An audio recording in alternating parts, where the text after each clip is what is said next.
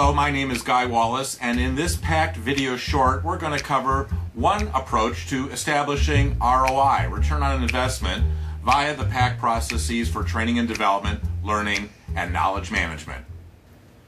PACT is an acronym: performance-based, accelerated, customer and stakeholder-driven training and development of any blend.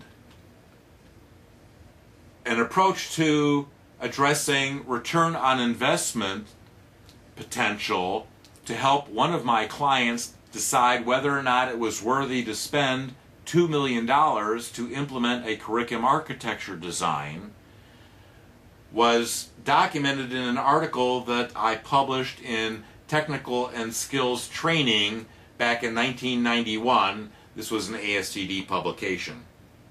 They titled the article "Costing Out a Training Project," which is not just a misnomer, it's a vast misnomer from what the intent of the article was and what the article actually addressed. So it didn't address at all costing out a training project. It was an article that addressed how to determine what the potential was for the return. Why would we invest $2 million? What will we get out of it? Well, my client was a manufacturing organization, and rather than looking at return on investment, which was a concept that they were familiar with, a better concept, a better metric was return on assets, asset uptime, machinery uptime. If the machinery was down and you had a lot of downtime, you couldn't meet your productivity requirements. So I latched on to this idea of using performer uptime. And so we did this little math thing in a room full of my project steering team members, and we ballparked the number of performers at 100. There was more than that. We identified what their salary dollars were, and at $35,000. It was more than that. We said if you got 100% proficiency out of these 100 performers, this is what you're paying for that. You're paying $3.5 million a year for these people to be on the payroll and to perform. But are we getting 100% work proficiency? No, we were not. Were we getting 60% work proficiency? No, it was actually worse than that.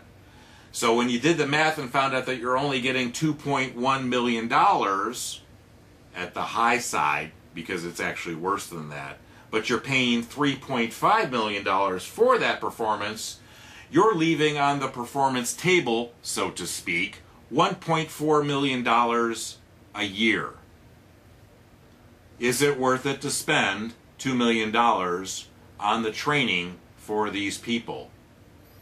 This was the decision that the client came to, was that, yeah, we weren't even counting all the scrap product that was produced, which far exceeded that $1.4 million discrepancy.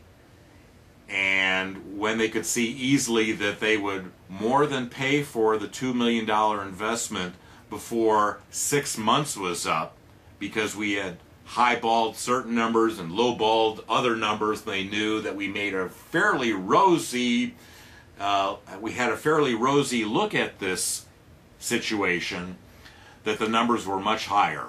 So high, in fact, that no one ever wanted to talk about this again. The flip chart page was ripped off of the chart and ripped to shreds by the client at the beginning of the meeting,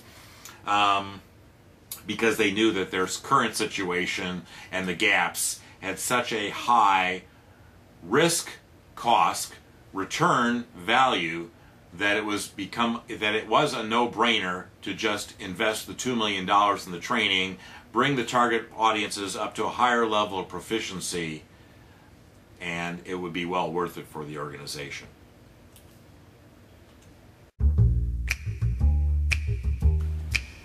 I hope that this video short and the series have been helpful to you in helping you to establish a practice of performance-based training and development, learning, and knowledge management.